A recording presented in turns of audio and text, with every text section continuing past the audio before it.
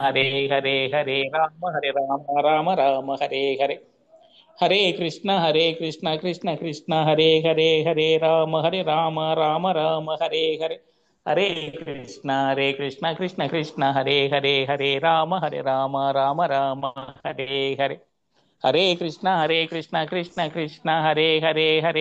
हरे राम राम राम हरे हरे कृष्ण कृष्ण कृष्ण हरे राम राम हरे हरे हरे कृष्ण कृष्ण कृष्ण हरे राम हरे राम कृष्णा प्रभु राम जी। हरे हरे कृष्ण कृष्ण कृष्ण हरे हरे राम कृष्णा। राम राम हरे हरे हरे कृष्ण कृष्ण कृष्ण हरे हरे राम कृष्णा विकी राम प्रभु जी। हरे हरि बोल। हरे कृष्ण कृष्ण कृष्ण हरे राम राम हरे हरे कृष्णा प्रभु जी विनिపిస్తుందా నా వాయిస్? Hare Krishna Krishna Krishna Hare Ram Ram Hare Krishna Krishna Krishna Hare Ram Ram Hare Krishna Krishna Hare Ram Hare Krishna Krishna. Krishna Krishna Hare Krishna Vinay Prabhu ji. Hare Ram Hare can anyone Hare confirm? Krishna Krishna Krishna can you hear me? Hare Krishna Prabhuji. Ram Hare हरे కృష్ణ లింగయ్య గారు, ప్రభుజీ. వినయ్ ప్రభు ఫుల్ లింగయ్య గారు, క్లారిటీగా హరే ఉంది. కృష్ణ. హరే राम లింగయ్య కృష్ణ हरे గారు, ప్రభుజీ. లింగయ్య గారు ప్రభుజీ. ఆగమంటున్నారండి. హరే కృష్ణ ప్రభు జీ. ఓకే. ప్రభుజీకి నా వాయిస్ వినిపించట్లేదేమో మరి. మీకందరికి క్లియర్ గా ఉందా? ప్రభుజీ కొంచెం లోగానే వస్తుంది ప్రభుజీ వాయిస్. లోనేనా? సేమ్ అవును సేమ్ ప్రభుజీ.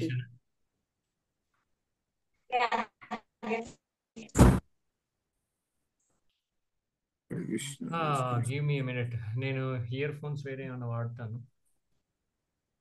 हरे कृष्ण प्रभु जी।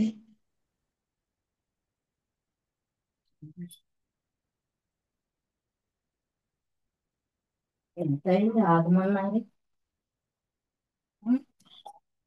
हरे कृष्ण प्रभु जी। భారీ వర్షాలు అంటున్నాడు ఏంటి? 4-5 రోజులు. హరే కృష్ణ. నేను హెడ్ ఫోన్స్ కనెక్ట్ చేసుకుంటాను ఒక్కసారి.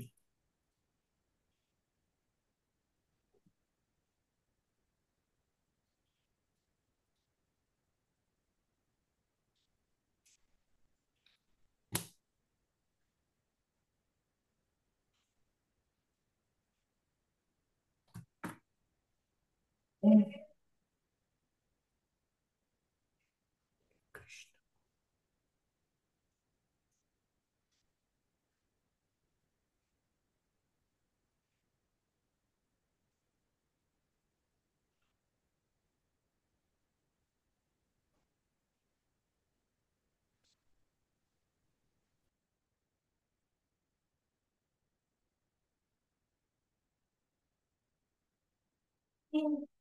ఏంటి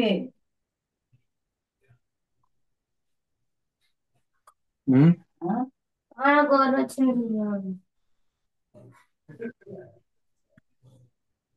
హరే కృష్ణ. హరే కృష్ణ. హరే కృష్ణ ఇప్పుడు ఎలా ప్రభుజీ. వాయిస్ ఏమైనా చేంజ్ వచ్చిందా? లేదు. లేదు ప్రభుజీ, అలాగే లోగానే ఉంది వాయిస్. అలాగే లో ఉందా? నిన్న క్లియర్ గా ఉంది ప్రభుజీ, మీరు ఫోన్ ద్వారా మాట్లాడారు కదా, అప్పుడు క్లియర్ గానే ఉంది, కానీ ఇప్పుడు లోగానే వస్తుంది వాయిస్. ఓకే.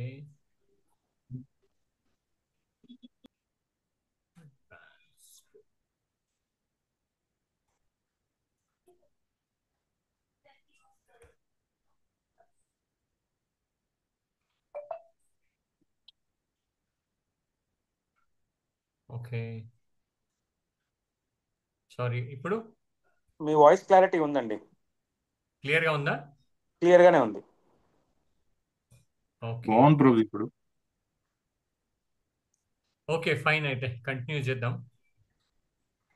సో మనం ప్రేయర్స్ చెప్దాం ఫస్ట్. ఓం అజ్ఞానతిమిరాంధస్య జ్ఞానాంజనాశలాకయ అలా. चक्षुरुन्मीलितं येन तस्मै श्रीगुरवे नमः। श्रीचैतन्यमनोभीष्टं स्थापितं येन भूतले स्वयं रूपः कदा मह्यं ददाति स्वपदान्तिकम्।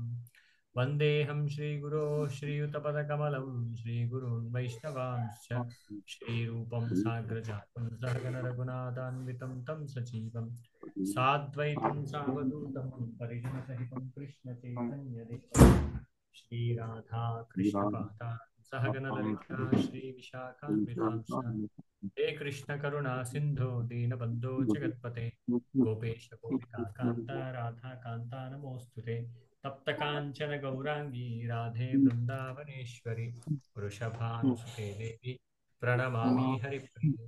नमो विष्णुपादाय कृष्णप्रेष्ठाय भूतले श्रीमते भक्तिवेदांत स्वामिन्निति नामिने। नमस्ते सारस्वते देवे गौरवाणी प्रचारिणे निर्विशेष शून्यवादी पाश्चात्य देशतारिणे। जय श्री कृष्ण चैतन्य प्रभु नित्यानंद अद्वैत गदाधर श्रीवासादि गौर भक्तवृंद। हरे कृष्णा कृष्ण कृष्ण हरे हरे हरे राम राम राम हरे हरे हरे कृष्ण। సో మనం భగవద్గీత ఇంట్రడక్షన్ చదువుకుంటూ ఉన్నాం కదా. సో దాంట్లో ఎవరైనా రీక్యాప్ చేస్తారా? ఏం చెప్పుకున్నాం, ఏం చదువుకున్నాం, ఏం డిస్కస్ చేసుకున్నాం నిన్న?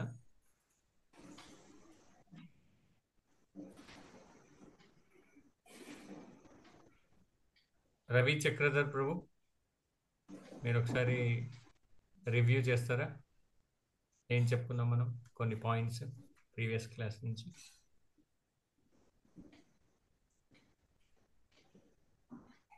మ్యూట్లో ఉన్నారు మీరు.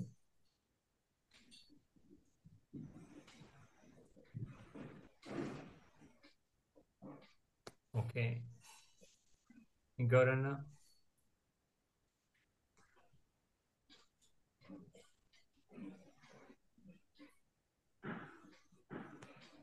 చెప్పారు ప్రభు. జీవాత్మ, భగవానుడు, ప్రకృతి, కాలం, కర్మ.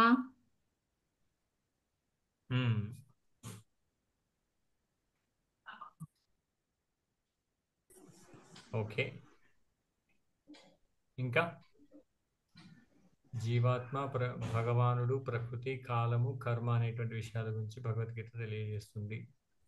సారీ గురుజీ, ఇప్పుడే జస్ట్ రీజాయిన్ అయ్యాను. నిన్న మనం యాక్చువల్గా మాట్లాడుకుంది మహాభారతం గురించి అండి. సో షార్ట్ అండ్ క్రిస్ప్ లో మీరు మహాభారతం గురించి చెప్పారు. దెన్ ఒక్క నిమిషం, ఐఎమ్ జస్ట్ కరెక్ట్.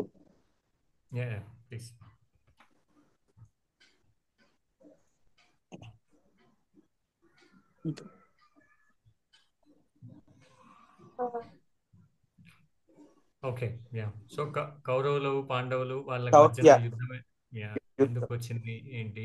కృష్ణుడు రాయబారం చేసినా గానీ యుద్ధం తప్పదు అనేటువంటి కండిషన్కి వచ్చాం.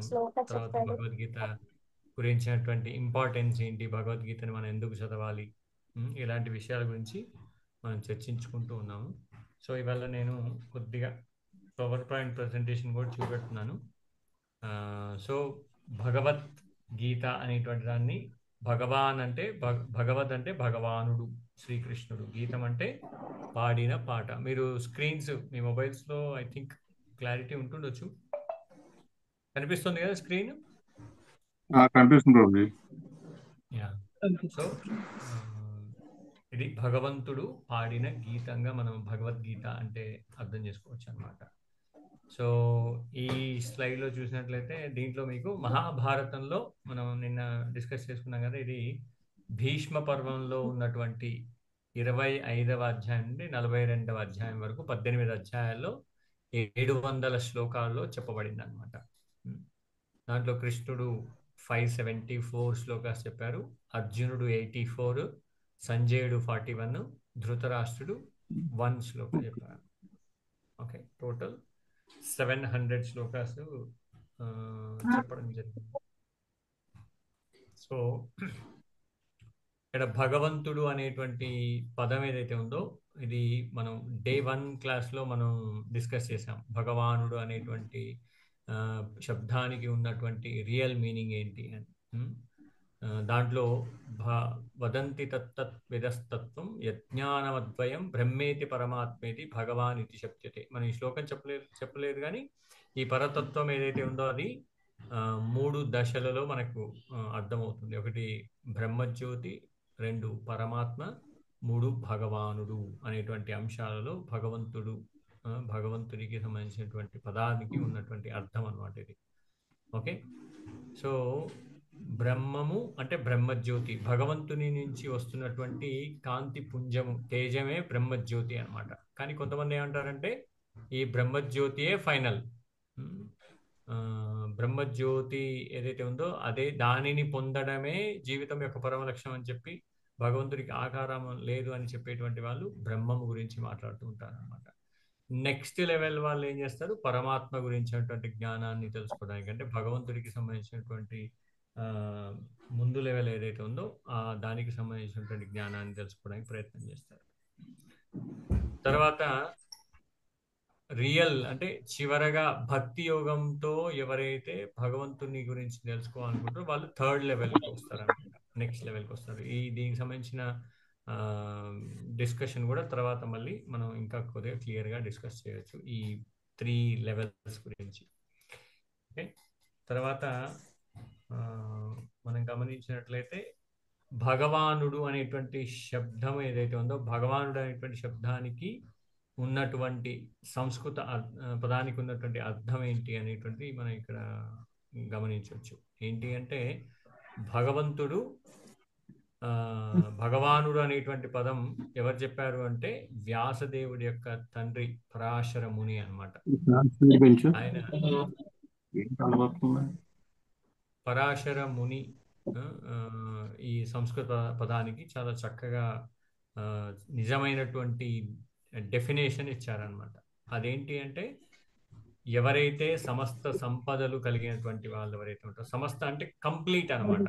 మనం ఈ భౌతిక జగత్తులో చూస్తాం సంపద కలిగినటువంటి వాడు ఫోర్బ్స్ జాబితాలో ఒక 20 మందో 10 మందో 100 మందో వీళ్ళు ఉన్నారు. వీళ్ళ యొక్క సంపద ఎంత అంటే ఇన్ని వేల కోట్లు, ఇన్ని లక్షల కోట్లు అని చెప్తారు అనమాట. హరే కృష్ణ. ఎవరైతే మాట్లాడాల్సిన అవసరం లేదో మ్యూట్లో పెట్టుకోండి, అవసరం ఉన్నప్పుడు అన్మ్యూట్ చేసుకోండి. ఓకేనా? సర్వసిద్ధరాత్ ప్రభు, పద్మామాతాజీ ప్లీజ్. సో సమస్త సంపదలు అంటే సంపూర్ణమైనటువంటి సంపదలు కలిగినటువంటి వాడు. ఎవరినైనా మనం ఈ భౌతిక జగత్తులో చెప్పగలుగుతామా పూర్తి స్థాయిలో ఇతడి యొక్క సంపద ఏమంటారు అన్లిమిటెడ్ అని చెప్పడానికి ఎవరైనా ఉందా? ఎక్కడా లేదనమాట. అన్లిమిటెడ్ అనేటువంటిది ఎక్కడా లేదనమాట.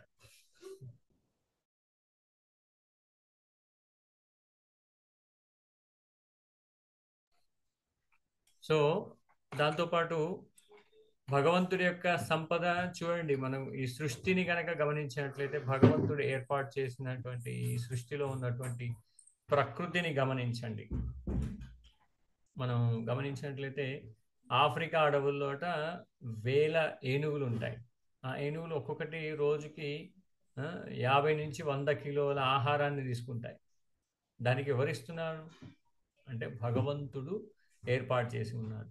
మనం ఫీడ్ చేయగలుగుతామా ఏదైనా ఎనిమల్ని కంటిన్యూస్గా అన్ని సంవత్సరాలు? చేయలేము. అంటే భగవంతుడి యొక్క సంపద ఏదైతే ఉందో అది అన్లిమిటెడ్ అన్నమాట, పూర్తిగా ఉంది. మనం భౌతిక జగత్తులో ఉన్నటువంటి వాళ్ళకి పూర్తిగా సంపద కలిగి ఉంటాడు. అదేవిధంగా శక్తి, భగవంతుడు సంపూర్ణమైనటువంటి శక్తి కలిగినటువంటి వాడు. మనం ఈ భగవానుడు అనేటువంటి పదాన్ని కనుక మనం అర్థం చేసుకుంటే భగవద్గీతలో మధ్య మధ్యలో భగవాను వాచ అని వచ్చినప్పుడు మనకు అర్థమైపోద్ది అనమాట. ఓకే, ఇవన్నీ లక్షణాలు ఉన్నటువంటి వాడిని భగవానుడు అని చెప్పొచ్చు అని. భగవంతుడి యొక్క శక్తి, కృష్ణుడి యొక్క శక్తిని మీరు గమనించండి. కృష్ణుడు చిటికెన వేల మీద దేన్ని ఎత్తాడు? గోవర్ధనగిరిని ఎత్తాడు. గోవర్ధనగిరిని ఎన్ని రోజులు? 7 రోజులు, ఉదయం రాత్రులు 7 రాత్రులు కంటిన్యూస్గా చిటికెన వేలు మీద నిలబెట్టాడు అన్నమాట గోవర్ధనగిరిని. ఇప్పుడు మనం కి వెళ్తే బృందావనంలో మనం గోవర్ధనగిరిని ప్రదక్షిణ చేస్తాం బృందావన్ యాత్రలో. అక్టోబర్ 19th నుంచి ఇస్కాన్ అతాపు నుంచి యాత్ర వెళ్తున్నారు devotees. So every year Kartika మాసంలో యాత్ర వెళ్ళినప్పుడు ఆ గోవర్ధనగిరి నుంచి చుట్టూ ప్రదక్షిణ చేస్తాం. ఆ ప్రదక్షిణ చేయడానికి దాదాపు ఒక 6-7 అవర్స్ దానికి పైన పడుతుంది అనమాట. అంత పెద్ద గోవర్ధనగిరిని శ్రీకృష్ణుడు తన చిటికెన వేలు మీద ఎత్తాడు. ఈ భౌతిక జగత్తులో ఎంతో మంది మేము దేవుళ్ళము, మాకు శక్తులు ఉన్నాయి, మేము అది చేస్తాము ఇది చేస్తాము, చేతిలోంచి విభూతి రాలుస్తాము, నోట్లోంచి లింగాలు తీస్తాము, ఇలా చెప్పుకునే వాళ్ళు చాలా మంది ఉంటారు. కానీ మనం గమనించినట్లయితే సంపూర్ణమైనటువంటి శక్తి ఉన్నటువంటి వాళ్ళు ఉంటారు. అది భగవంతుడు మాత్రం సంపూర్ణమైనటువంటి శక్తివంతుడు. అదేవిధంగా సమస్త కీర్తి కలిగినటువంటి వాడు. భగవంతుడి యొక్క లీలలు భాగవతంలో మనకు లభించినటువంటి జ్ఞానంతో, అంటే మనకు దొరికినటువంటి జ్ఞానాన్ని కనుక గమనించినట్లయితే భాగవతంలో 18,000 శ్లోకాలతో భాగవతం రచించబడింది. 18,000 శ్లోకాల్లో భగవంతుడి యొక్క గుణగణాలను చేశారు. భగవంతుడి యొక్క వివిధ రూపాల గురించినటువంటి జ్ఞానాన్ని ఇచ్చారు. భగవంతుడు ఏర్పాటు చేసినటువంటి సృష్టి గురించి చెప్పారు. భగవంతుడు ఎంత సుందరమైనటువంటి రూపాన్ని కలిగి ఉంటాడో చెప్పారు వ్యాస మహర్షి భాగవతంలో. సో అలాంటి కీర్తి కలిగినటువంటి వాడు భగవంతుడు, భగవానుడు అనేటువంటి సంపూర్ణ సౌందర్యవంతుడు. గమనించినట్లయితే చిన్ని కృష్ణుడు ఎంతమందికి ఇష్టం? ప్రతి ఒక్కరు కూడా చిన్ని కృష్ణుడు అంటే చాలా ఇష్టపడతారు. చిన్నప్పుడు చిన్ని కృష్ణుడి లాగా ఉండి ఎన్నో లీలలు చేసి వెన్న దొంగిలించి గోపికల ఇళ్లలోంచి చాలా చాలా చిలిపి పనులు చేస్తూ, గోవులను కాస్తూ, రాక్షసులను సంహరిస్తూ,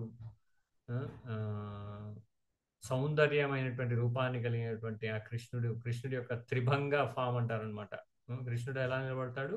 కింద కాళ్ళ దగ్గర క్రాస్ చేసి నిలబడతాడు, తర్వాత నడుము దగ్గర క్రాస్ చేస్తాడు, మళ్ళీ తర్వాత పిల్లను గోవి ఊదేటప్పుడు హెడ్ కూడా క్రాస్ చేసి పెడతాడు అనమాట. అలా త్రిభంగ రూపాన్ని కలిగినటువంటి దివ్యమైనటువంటి సౌందర్యమైనటువంటి రూపాన్ని కలిగినటువంటి వాడు భగవానుడు.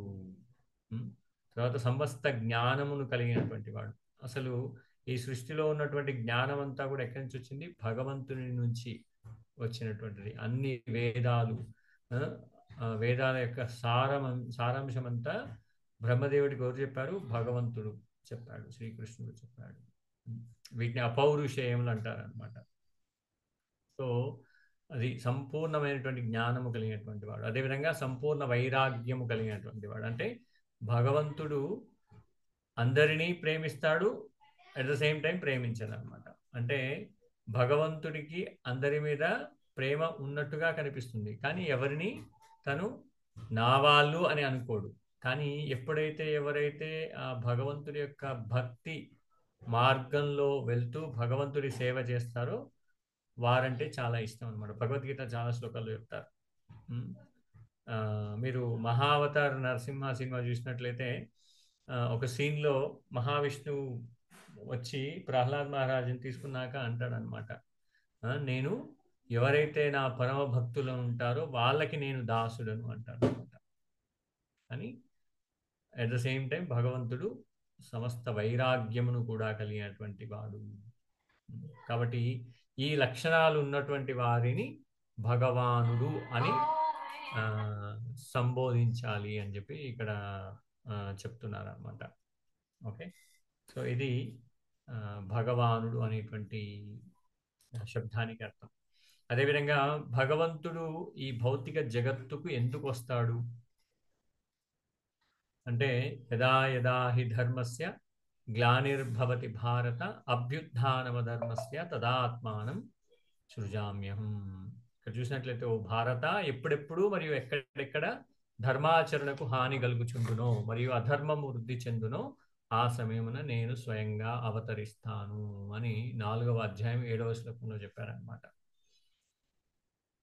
అంటే ఎక్కడ ధర్మాన్ని ఆచరించే వాళ్ళకి నష్టం కలుగుతుందో లేదా వాళ్ళని ఇబ్బంది పెట్టడం జరుగుతుందో అలాంటి సందర్భాలలో భగవంతుడు ధర్మ సంరక్షణ, దుష్ట శిక్షణ చేయడానికి భగవంతుడు ఈ భౌతిక జగత్తుకు వస్తాడు. దీన్ని అర్థం చేసుకోవడానికి ఒక మంచి ఉదాహరణ నేను మీకు నెక్స్ట్ చెప్తాను. సో నెక్స్ట్ శ్లోక 4.8, 4th చాప్టర్లో 8th శ్లోకంలో ఏం చెప్తారు? పరిత్రాణాయ సాధూనాం వినాశాయ చ దుష్కృతాం ధర్మ సంస్థాపనార్థాయ సంభవామి యుగే యుగే. సాధువులను ఉద్ధరించడానికి, దుర్మార్గులను నశింపజేయడానికి కూడా, ఈ ధర్మాన్ని తిరిగి స్థాపించడానికి కూడా నేను ప్రతి యుగంలో వస్తాను. అది కూడా ఏం చెప్తున్నాను, నేనే స్వయంగా అవతరిస్తాను అని చెప్పి చెప్తున్నాను అనమాట. ఓకే, సో దీన్ని మనం ఒక ఉదాహరణ ద్వారా తెలుసుకునే ప్రయత్నం చేయొచ్చు. ఓకే, ఒక చిన్న స్టోరీ చెప్తాను మీకు. ఈ స్టోరీ నేను ఇంతకుముందు క్లాసెస్ అటెండ్ అయిన వాళ్ళకి తెలుసు. ఈ స్టోరీ తెలవని వాళ్ళు ఎవరు ఉన్నారా? తెలవని వాళ్ళు ఒకసారి హ్యాండ్ రేస్ చేస్తారా? హరే కృష్ణ ప్రభుజీ. హరే కృష్ణ మాతాజీ. తెలియదు ప్రభుజీ. ఓకే, హరే కృష్ణ ప్రభుజీ. నాకు తెలియదు ప్రభుజీ మీరు చెప్పిన స్టోరీ. Okay, okay, fine. అయితే చెప్తా నేను. ఇది తెలిసిన వాళ్ళు మళ్ళీ వినండి, బోర్గా ప్రభు ఫీల్ అవ్వకుండా. అక్బరు కథనా ప్రభు? అక్బర్ బీర్బల్ కథ. అక్బర్ బీర్బల్ కథ. అదే అదే ప్రభు. ఓకే ప్రభు. ఓకేనా? Yeah. So Akbar Birbal story ఏంటంటే, చిన్నపిల్లలకి అక్బర్ బీర్బల్ స్టోరీ అని బుక్స్ ప్రింట్ అవుతూ ఉంటాయి కదా. బుక్స్ ప్రింట్ అయ్యి ఆ బుక్స్ దాంట్లో స్టోరీస్ చదువుతూ ఉంటారు చిన్నపిల్లలు. దాంట్లో అలాంటి స్టోరీనే ఒకటి అనమాట. సో ఒకానొక రోజు ఏం చేశారు అంటే, అక్బర్ దగ్గరికి బీర్బల్ అక్బర్ ఆస్థానంలో ఉండేటువంటి వాడనమాట. అయితే అక్బర్ ఏం చేస్తాడు, బీర్బల్ని పిలుస్తాడు. పిలిచి అడుగుతాడనమాట, మా అల్లా అయితే ఎక్కడో దూరంగా ఉంటాడు, ఆ దూరంగా ఉండి ఈ మమ్మల్ని అందరినీ కూడా మమ్మల్ని మెయింటైన్ చేస్తున్నాడు ఇక్కడ ఈ భూమి మీద. కాబట్టి మళ్ళీ మీ భగవంతుని గురించి గమనించినట్లయితే, మీ భగవంతుడు ఆ లోకం నుంచి ఈ భూమి మీదకి వచ్చి మిమ్మల్ని ఉద్ధరించడానికో లేకపోతే మీకోసం అన్నీ కూడా చేస్తుంటాడు. ఎందుకు అంత అంటే శక్తి తక్కువనా మీ భగవంతుడికి అని అక్బర్ బీర్బల్ని అడుగుతాడు అనమాట. అర్థమైందా? అంటే ఏం క్వశ్చన్ అడిగాడు?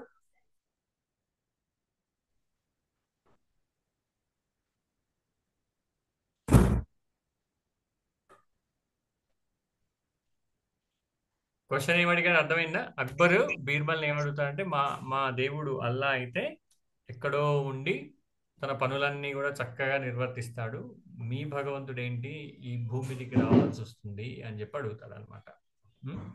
అడిగితే అప్పుడు బీర్బల్ ఏమంటాడంటే, ఎందుకు అలా వస్తున్నాడు అని అక్బర్ అడిగినప్పుడు బీర్బల్ అంటాడు, సరే స్వామి, మీ రాజా మీరు అడిగినటువంటి ప్రశ్నకి నేను సమాధానం చెప్తా అంటానన్నమాట. అని ఏమంటారంటే, రాజా మీరు రేపు పొద్దున్నే మీ కుమారుణ్ణి తీసుకొని దగ్గరలో ఉన్నటువంటి నది దగ్గరికి రండి, వస్తే నేను ఎక్కడ మీకు ఈ ప్రశ్నకి సమాధానం చెప్తా అంటాడు. అని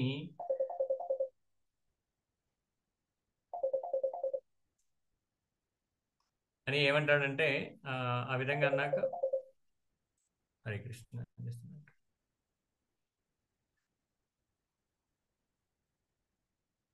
ఒక్క నిమిషం.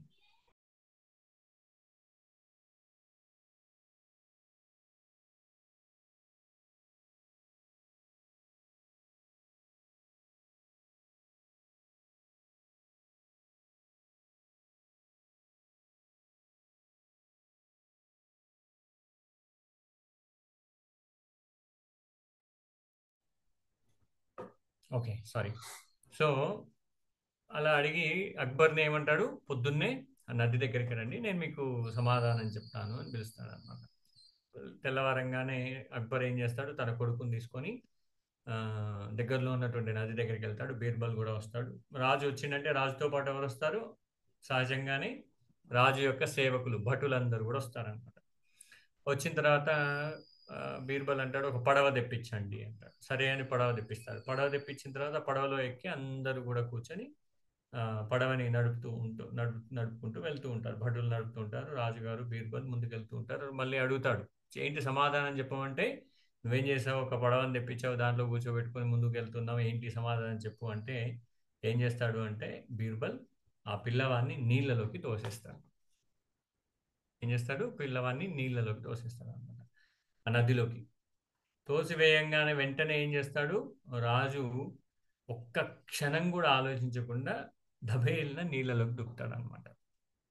నీళ్ళలోకి దూకి వెంటనే తన పిల్లవాడిని ఎత్తుకొని పడవ మీదకేసి ఆయన కూడా పడవలోకి ఎక్కుతాడు. ఎందుకంటే పిల్లవాడికి ఈత రాదు కాబట్టి, స్విమ్మింగ్ రాదు కాబట్టి ఆ పిల్లవాడిని నీళ్ళలోంచి పడవలోకి ఎక్కించి తను కూడా పడవలోకి ఎక్కుతాడు. ఎక్కిన తర్వాత వెంటనే రాజు కాబట్టి రాజు చేతిలో ఏముంది? ఖడ్గం ఉంది. ఆ ఖడ్గాన్ని వెంటనే తీసి ఆ బీర్బల్ మెడ మీద పెడతాడనమాట. నేను చంపేస్తానని చెప్పి.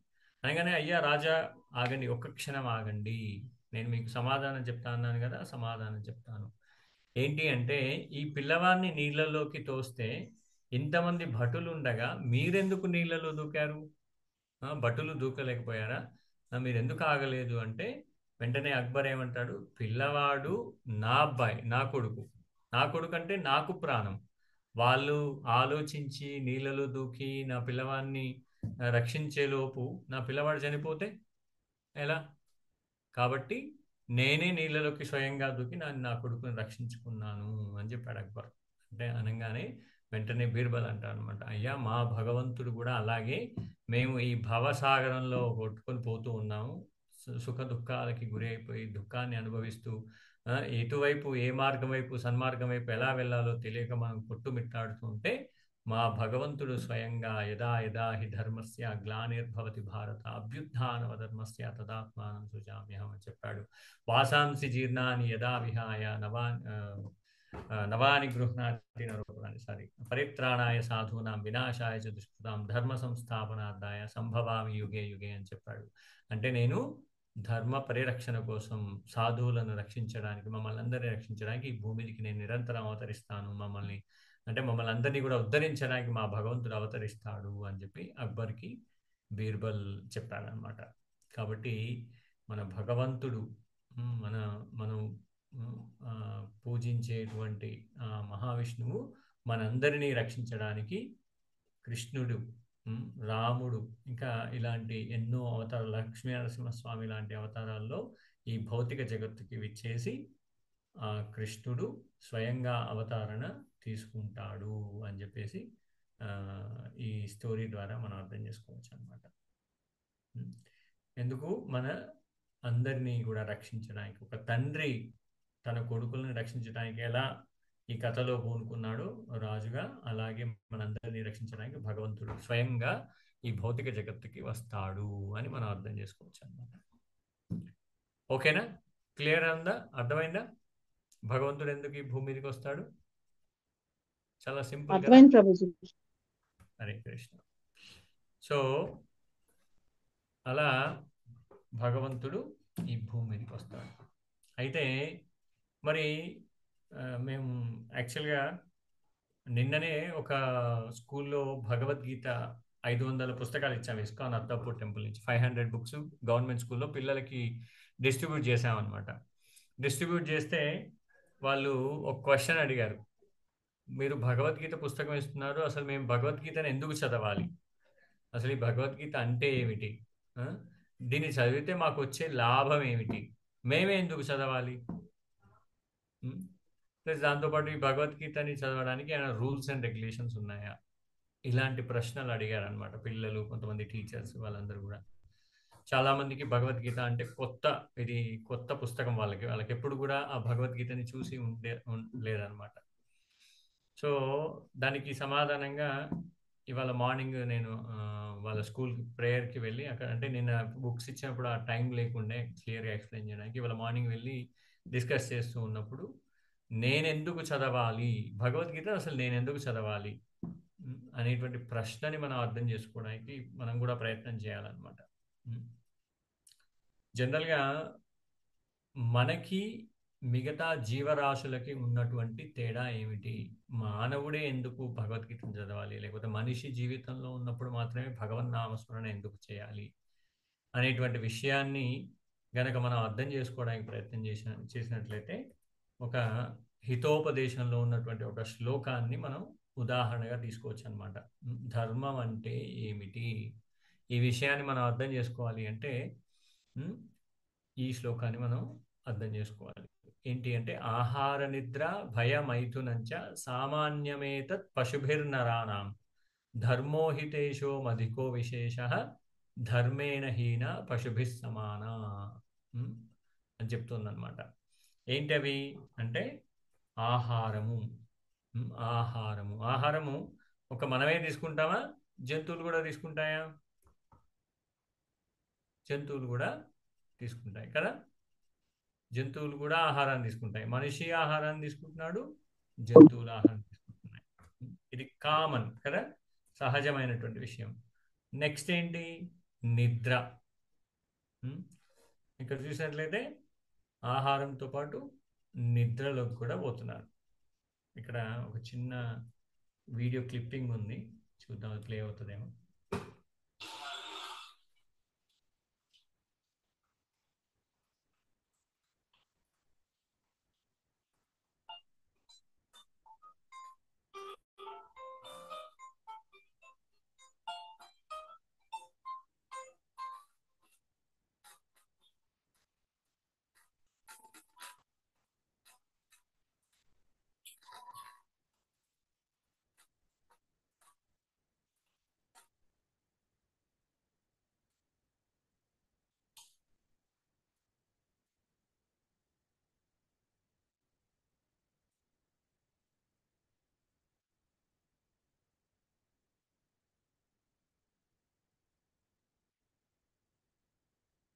సో ఫన్నీగా ఉన్నాయి కదా వీడియోస్. వాళ్ళు తింటూనే నిద్రపోతున్నారు పిల్లలు.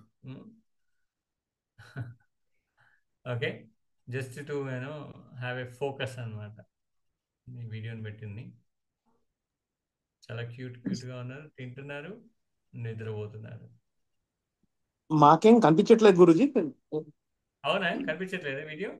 లేదు లేదు, అసలు మాకేం కనిపించట్లేదు. Are you sure? Yes yes, మీరు ల్యాప్టాప్ కనిపిస్తుంది ప్రభు. కనిపిస్తుందండి, మాకు కనిపిస్తుంది. వస్తుంది ప్రభు. మాకు సేపు నుంచి మీరు కనిపిస్తున్నది. రవి చక్రధర్ గారు మీరు పీపీటీ చూస్తున్నారా? పీపీటీ కూడా డిస్ప్లే చేస్తున్నాను యాక్చువల్ గా. ఐ థింక్ నేను మొబైల్ నుంచి లాగిన్ అయ్యి నాకేం కనిపించట్లేదండి అసలు. మీరు చెప్పేది got it sir, got it. Yeah okay, నేను ఇంతసేపు నుంచి పీపీటీ కూడా ప్రజెంట్ చేస్తున్నాను. నేను స్క్రీన్ రొటేట్ చేయలేదండి. స్క్రీన్ ఇప్పుడు నెక్స్ట్ స్క్రీన్కి వచ్చాను, అందులో కనిపిస్తున్నాయి. Okay okay. సో ఆహార నిద్ర, ఇది నిద్ర. డాగ్ కూడా నిద్రపోతుంది అండ్ హ్యూమన్ బీయింగ్ కూడా నిద్రపోతున్నాడు కదా. Okay, will go to the next slide.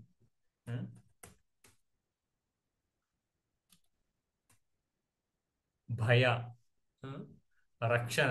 రక్షణ చూసినట్లయితే జంతువుల్లో రక్షణ ఉంటుంది, మనిషిలో రక్షణ ఉంటుంది, పక్షులలో కూడా రక్షణ ఉంటుంది. ఏ లివింగ్ బీయింగ్ తీసుకున్నా, మనం చీమలు కూడా చూస్తాం. చీమలు ఒకవేళ బై మిస్టేక్ మనం చీమల పుట్ట మీద కాలు పెట్టాం అనుకోండి, దాంట్లోంచి ఎర్ర చీమలు వచ్చేసి కుట్టేస్తుంటాయి. ఎందుకంటే రక్షణ. ఆ రక్షణ ఎందుకు? భయంతో కూడినటువంటి రక్షణ. ఆహార నిద్ర భయ.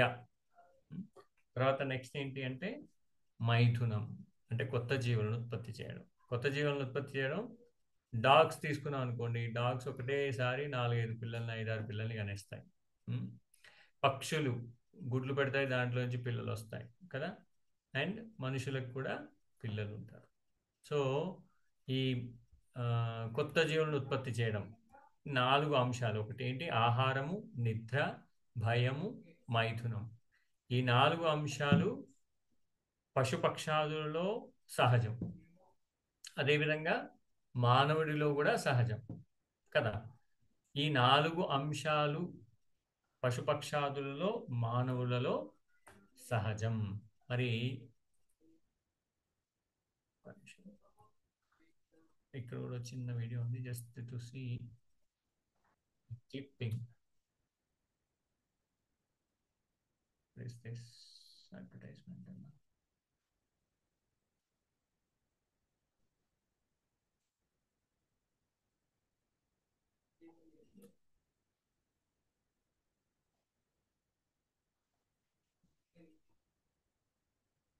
కనిపిస్తుందా? కనిపిస్తుంది ప్రభుజీ. చూడండి, భగవంతుడి యొక్క సృష్టి. పక్షులు ఏం చేస్తున్నాయి? వాటికి ఆహారాన్ని తీసుకొచ్చి చిన్న చిన్న పక్షులకు తినిపిస్తున్నాయి కదా.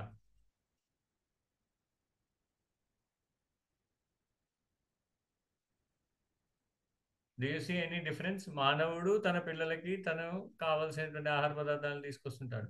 ఇక్కడ కూడా మేలు ఫిమేల్ రెండు బర్డ్స్ ఉన్నాయి. రెండు కూడా తీసుకొస్తున్నాయి, ఫుడ్ పెడుతున్నాయి పిల్లలకి కదా.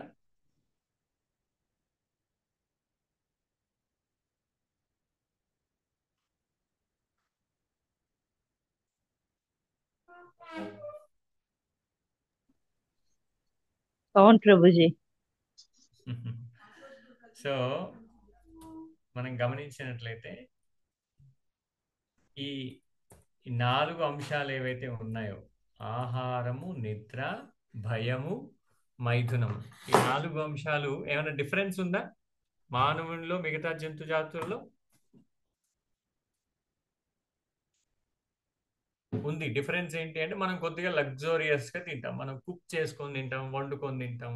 కానీ చివరికి వచ్చే తృప్తి ఏదైతే ఉందో, తినడం వల్ల మన నాలుకకు రుచి తగలడం వల్ల వచ్చే తృప్తి ఏదైతే ఉందో, పక్షులకి వాటికి ఏవైతే ఏర్పాటు చేయబడినటువంటి ఆహారం ఉందో దాన్ని తీసుకుంటే వస్తుంది. కుక్కలు ఉన్నాయనుకోండి, వాటికి మలం తింటే తృప్తి వస్తుంది. మనుషులం మనం ఏం చేస్తాం, మనం కూరగాయలు, పండ్లు, ఇంకా కొద్దిగా అడ్వాన్స్డ్ అయితే మాంసాహారం, ఇవన్నీ తింటాం అన్నమాట. తిని దాని నుంచి మనం తృప్తిని పొందడానికి ప్రయత్నం చేస్తాం. ఒకవేళ మనిషి కూడా ఆహారము, నిద్ర, భయము, మైథునము ఈ 4 చేస్తున్నాడు అనుకోండి, అప్పుడు మానవ శరీరానికి మిగతా జంతుజాలాలకి, పక్షులకి, పశుపక్షాలకి పెద్ద డిఫరెన్స్ ఏం లేదు. ఎందుకంటే ఆ 4 పనులు చేయడానికి మనం మనిషి శరీరం తీసుకోవాల్సినటువంటి అవసరం లేదు. మిగతా పశుపక్షాల్లో కూడా ఆనందం పొందగలుగుతున్నాయి. అయితే ధర్మోహితేషో సామాన్యమైతే పశుభిర్నరాణం అన్నారు సెకండ్ లైన్లో. అంటే ఇది సామాన్యంగా పశువులలో, అదేవిధంగా నరులలో అంటే మానవులలో చూసేటువంటి అంశం. ధర్మోహితేషో అధికో విశేష, ధర్మము ఏదైతే ఉందో అది అధికమైనటువంటి విశేషము కలిగినటువంటి అంశం ఎవరిలో? మానవునిలో, మానవ జన్మలో. ధర్మేణ పశుభిస్తమాన, ధర్మము చిన్నగా వస్తుందని ప్రభు, చిన్నగా వస్తుందని సౌండ్. హలో, హరే కృష్ణ ప్రభు. హరే కృష్ణ. మిగతా వాళ్ళు కూడా అలాగే ఉందా? స్లోగానే వస్తుంది అలా, చాలా స్లో. సరే అర్థం అవుతుంది కానీ చాలా స్లో ఉంది. ఇప్పుడు ఇది జనరల్ గా చెప్తురా ప్రభు అలా? అవునవును ప్రభు, హరే కృష్ణ, జనరల్ గా చెప్తురా ప్రభు? అవును. అంటే మనం భగవద్గీత యొక్క ఇంపార్టెన్స్, మనం ఎందుకు భగవద్గీత చదవాలి అనేటువంటి విషయాన్ని గురించి ఎక్స్ప్లెయిన్ చేస్తున్నాను. ఓకే ప్రభు. ఓకేనా? అర్థం కాకపోతే చెప్పండి, ఐ మీన్ ఆపేసి నేను ముందుకు వెళ్తా. అంటే ఈ పాయింట్స్ ఏవైతే ఉన్నాయో అవి అర్థం అవుతుంది ప్రభు, అర్థం అవుతుంది, అవసరమైనవి కానీ జనరల్ చెప్తురా అని అడుగుతున్నా ప్రభు. సో ఇది మీనింగ్ఫుల్ అనిపిస్తుందా మీకు? ఓకే ప్రభు, ఇవన్నీ అవసరమే కదా మనిషికి. మనం భగవద్గీత ప్రభుజీ మీరు ఆల్రెడీ విన్నారు, మీరు కాదు మిగతా వాళ్ళు ఎవరైనా, మిగతా కొత్తగా జాయిన్ అయినటువంటి భక్తులు. అర్థమవుతుంది ప్రభుజీ. ఓకే, సో నేను ఇప్పుడు చెప్తున్న పాయింట్ ఏంటంటే, మనము మానవ జీవితంలో మనం ఎందుకు భగవద్గీత చదవాలి అనేటువంటి పాయింట్ చెప్తున్నాను అనమాట. మనం డైరెక్ట్గా భగవద్గీతలోకి జంప్ చేయడం ఈజీనే, అంటే భగవద్గీత శ్లోకాలు స్టార్ట్ చేసేసి దాని గురించి చదువుకుంటూ వెళ్ళిపోవచ్చు. కానీ మనం ఎందుకు చదువుతున్నాం అనేటువంటి విషయం మనకు అర్థం కాలేదనుకోండి, మనం తర్వాత భగవద్గీత మొత్తం అయిపోయిన తర్వాత అవును అసలు నేను భగవద్గీత ఎందుకు చదవాలని అప్పుడు క్వశ్చన్ వేసుకుంటే కరెక్ట్ కాదు. కాబట్టి నేను ముందే బేసిక్స్ చెప్తున్నాను అనమాట. ఓకేనా? కొంతమందికి ఆల్రెడీ తెలిసి ఉండొచ్చు, కొంతమంది తెలవని వాళ్ళు ఉండొచ్చు. సో తెలవని వాళ్ళ కోసం తెలిసిన వాళ్ళు కొద్దిగా టైంని త్యాగం చేయాల్సిందే. సో ధర్మేణహీన పశుభిస్సమాన అంటుంది వేదాలు అంటున్నాయి అనమాట. అంటే ధర్మము ఏదైతే ఉందో ఆ ధర్మము నశించినట్టయితే, ధర్మము లేనట్లయితే మానవ జాతిలో ఈక్వల్ టు పశువు, జంతుజాలాలకి పశువులకి మనకి పెద్దగా డిఫరెన్స్ లేదంటుంది అనమాట. మరి ధర్మం అంటే ఏమిటి అంటే సనాతన ధర్మము. అంటే మనము ఈ శరీరము కాదు, నేను ఆత్మని. ఈ ఆత్మ యొక్క లక్ష్యం ఏమిటి, లక్షణం ఏంటి అంటే భగవంతుని చేరుకోవడం. ఈ అనాలిసిస్ ఏదైతే ఉందో ఈ ఆ, విషయాన్ని పరిశీలించి దానికి తగినటువంటి నిర్ణయాన్ని తీసుకొని మనం మన యొక్క జీవన విధానాన్ని మార్చుకునేటువంటి శక్తి ఒక మానవ జన్మలో మాత్రమే ఉందన్నమాట. ధర్మాన్ని ఫాలో అయ్యేటువంటి శక్తి మానవ శరీరానికి మాత్రమే ఇవ్వబడింది. 84 లక్షల జీవరాశులలో చాలా అత్యున్నతమైనటువంటిది మానవ జన్మ. కాబట్టి ఈ మానవ జన్మ యొక్క లక్ష్యం ఏమిటి అంటే భగవంతుడి యొక్క సేవ చేయడం. అలా కాకుండా మన నిరంతరం మన పంచ జ్ఞానేంద్రియాలు ఏవైతే ఉన్నాయో జ్ఞానేంద్రియాలు, కర్మేంద్రియాలు, వీటికి సేవ చేస్తూ వీటికి కావలసినవి అందిస్తూ దీంట్లోనే ఆనందాన్ని పొందడానికి ప్రయత్నం చేస్తూ దుఃఖాన్ని అనుభవిస్తూ జనన మరణ చక్రంలో తిరుగుతూ ఉమ్, ఒక శరీరం నుంచి ఇంకో శరీరానికి వాసాంసి జీర్ణాన్ని యథా విహాయ నవాని గృహ్ణాతి నరోపరాని. జీర్ణమైనటువంటి శరీరాన్ని ఆత్మ వదిలేస్తుంది, మళ్ళా కొత్త శరీరాన్ని తీసుకుంటుంది. మళ్ళీ జీర్ణమైనటువంటి శరీరాన్ని వదిలేస్తుంది, మళ్ళీ కొత్త శరీరాన్ని తీసుకుంటుంది. అలా ఈ జనన మరణ చక్రంలో తిరుగుతూ దుఃఖాన్ని అనుభవిస్తూ చేసిన కర్మలకు ఫలితాన్ని అనుభవిస్తూ తిరుగుతూ ఉండాలా, లేదా అత్యున్నతమైనటువంటి మానవ జన్మకు వచ్చిన తర్వాత మానవ జన్మ యొక్క పరిపక్వత అంటే పరమ లక్ష్యం ఏమిటి తెలుసుకొని ఆ రకంగా మనం భగవంతుడి వైపుకు మనం ముందుకు వెళ్ళాలా అనేటువంటి దాన్ని మనం ఆలోచించడానికి ఈ శ్లోకం చాలా ఉపయోగపడుతుంది అనమాట. ధర్మేణ హీన పశువి సమాన. ఓకే, కాబట్టి ఈ ఆత్మ జ్ఞానాన్ని మనం తెలుసుకునేటువంటి ప్రయత్నం చేయాలి అంటే మనం ఏం చేయాలి? భగవద్గీతని చదవాలి. సో మరి ఈ భగవద్గీత ధర్మాన్ని గురించి భగవద్గీతని చదవడం వల్ల మనకి ఏం విషయాలు తెలుస్తాయి? నేనెవరు, భగవంతుడెవరు, ప్రకృతి ఏమిటి, కాలం ఏమిటి, కర్మం ఏమిటి అని మనం 5 పాయింట్లు కూడా చెప్పుకున్నాం అనమాట. ఓకే, ఇంకొక బేసిక్ థింగ్ ఏంటి అంటే, సో ఎంత టైం? 9:26 అయింది. I will try to conclude. So మనం భగవద్గీతను ఎందుకు చదవాలి అంటే, ఏదైనా మనం మొబైల్ ఫోన్ కానీ లేకపోతే వాషింగ్ మిషన్ కానీ కొన్నాం అనుకోండి, మనకేమొస్తుంది? దాంతోపాటు ఒక యూజర్ మాన్యువల్ వస్తుంది, దాన్ని ఎలా ఉపయోగించాలి అని. అలాగే ఈ మానవ శరీరాన్ని ఎలా ఉపయోగించుకోవాలో తెలుసుకోవాలి అంటే మనకి ఉన్నటువంటి యూజర్ మాన్యువల్ ఏంటి అంటే భగవద్గీత. ఈ భగవద్గీతని చదివితే మనం ఈ శరీరాన్ని ఎలా ఉపయోగించాలో తెలుస్తుంది. కాబట్టి భగవద్గీత మరి ఎలా ఉపయోగించాలో తెలవాలి అంటే అది ఎప్పుడు చదవడం ప్రారంభించాలి? చిన్నప్పటి నుంచే చదవడం ప్రారంభించాలి. ఎందుకు అంటే మనం జనరల్గా ఏమంటామంటే భక్తి చేయాలన్నా, భగవద్గీత చదవాలన్నా ఒక 50 years 60 years అయిపోయిన తర్వాత లేదా 70 years అయిపోయిన తర్వాత నాకున్న రెస్పాన్సిబిలిటీస్ అన్ని ఫుల్ఫిల్ అయిపోయి నేను పెళ్లి చేసుకొని పిల్లల్ని కానీ ఆ పిల్లలకి మంచి ఎడ్యుకేషన్ ఇచ్చి వాళ్ళు సెటిల్ అయ్యి వాళ్ళకి పిల్లలు పుట్టిన తర్వాత వాళ్ళని ఆడించి ఆ తర్వాత నాకు ఎప్పుడైతే వృద్ధాప్యం వస్తుందో అప్పుడు నేను భగవద్గీతను చదువుతాను అని చాలామంది అపోహపడతారు అనమాట. కానీ ఆ స్టేజ్కి వచ్చిన తర్వాత భగవద్గీత పుస్తకాన్ని ఓపెన్ చేస్తే మనం ఏం చేయాలి, మన శరీరాన్ని ఎలా ఉపయోగించుకోవాలి అనేటువంటి విషయాన్ని మనం ఎక్కడ తెలుసుకుంటున్నాం? చివరి క్షణాల్లో తెలుసుకోవడం వల్ల ఉపయోగం లేదు. అప్పటికే జీవితం చరమాంకంకి వస్తుంది. అప్పుడు భగవద్గీతని చదివి అర్థం చేసుకునేటువంటి మనస్తత్వం కూడా మనలో ఉండాలన్నమాట. కాబట్టి భగవద్గీతని చదవడానికి ఏజ్తో సంబంధం లేదు. చిన్న పిల్లల నుంచే వాళ్ళకి ఈ ప్రాక్టీస్ చేయించాలి.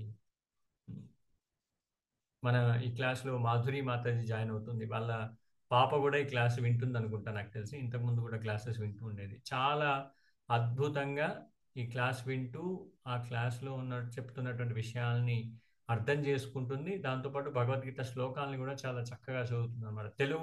ఇప్పుడున్న పిల్లలకి తెలుగు చదవడం చాలా అరుదు. అలాంటిది ఆ పాప చాలా బాగా భగవద్గీత శ్లోకాలని కూడా చదువుతుంది, మీనింగ్ అర్థం చేసుకుంటుంది, క్వశ్చన్స్ వేస్తుంది. అంటే ఇది నేర్చుకోవడానికి ఏది సరి అయిన సమయం అంటే చిన్నప్పటి నుంచే ఈ భగవద్గీతని చదవాలి. భగవద్గీతలో ఉన్నటువంటి తత్వాన్ని అర్థం చేసుకునేటువంటి ప్రయత్నం చేయాలి. ఏజ్తో సంబంధం లేదు అనేటువంటి విషయాన్ని మనం ఇక్కడ అర్థం చేసుకోవచ్చు అనమాట. ఓకే, సో ఇది భగవద్గీతకి సంబంధించినటువంటి బ్రీఫ్ ఇంట్రడక్షన్ లాగా తీసుకోవచ్చు. ఒకవేళ మీ అభిప్రాయాన్ని మీరు తెలియజేయచ్చు. ఒకవేళ ఈ ఇంట్రడక్షన్ చాలు, ఇక మనం భగవద్గీత శ్లోకాలు మొదలు పెడదామంటే we can get it started. రేపటి నుంచి మనం ఇది మొదలు పెట్టవచ్చు.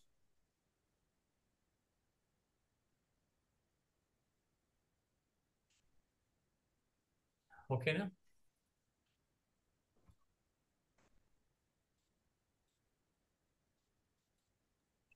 గురుగారు హరే కృష్ణ. హరే కృష్ణ గురుగారు. భాగవతానికి భగవద్గీతకి డిఫరెన్స్ ఏంటి గురుగారు? ఓకే, ఎవరు అడుగుతున్నారు? నీ పేరు? రవి, నా చైత్ర అండి. మా doctor Ravi Chakradhar. Okay, Chaitra. Very nice question. So Bhagavad Gita ఏం చేస్తుంది అంటే, భగవద్గీత మనం ఎలా మన యొక్క జీవితాన్ని గడపాలో, లేదా మన జీవితానికి సంబంధించినటువంటి జ్ఞానాన్ని, భక్తికి సంబంధించినటువంటి జ్ఞానాన్ని అందజేస్తుంది అనమాట. దీంట్లో కర్మయోగం, జ్ఞానయోగం, భక్తి యోగం, ఈ యోగాలకి సంబంధించినటువంటి జ్ఞానాన్ని భగవద్గీత జ్ఞానం ఇస్తుంది. భాగవతం ఏం చేస్తుంది అంటే, ఆ జ్ఞానాన్ని అర్థం చేసుకొని మన జీవన విధానం ఎలా ఉండాలి అంటే, అలాంటి భగవద్గీతని అర్థం చేసుకున్నటువంటి భక్తుల యొక్క జీవిత చరిత్రలన్నీ కూడా, జీవితంలో జరిగినటువంటి అంశాలన్నీ కూడా భాగవతంలో వస్తాయి అన్నమాట.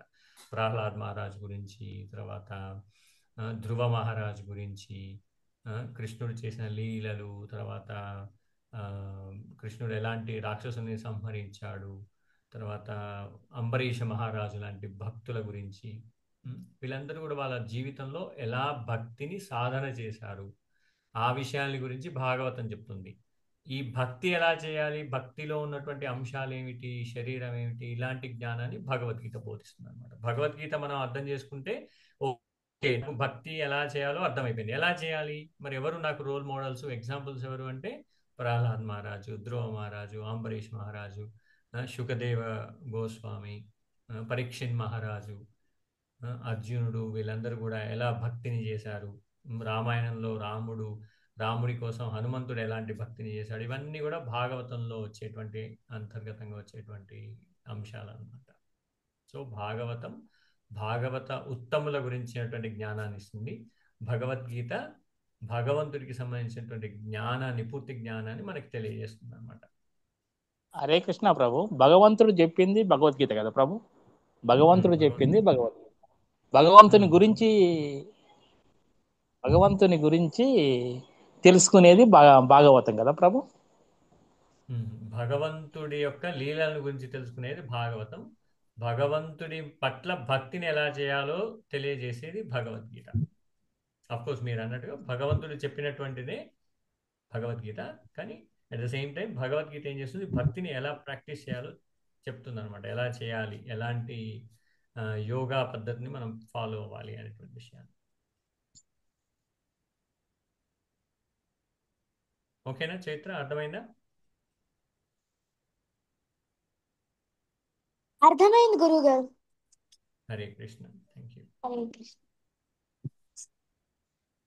ఇంకా ఎవరైనా కమెంట్స్, క్వశ్చన్స్?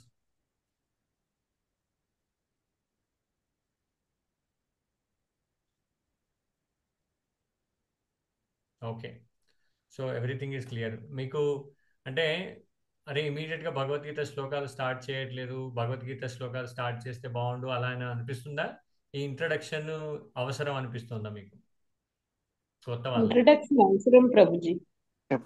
ఇంట్రడక్షన్ అవసరం గురుగారు. Okay, nice. సో అర్థమవుతున్నాయి కదా నేను చెప్పే ఇంట్రడక్షన్ ఏవైతే ఉన్నాయో అవన్నీ? హరే కృష్ణ ప్రభుజీ, అర్థమవుతుంది ప్రభుజీ.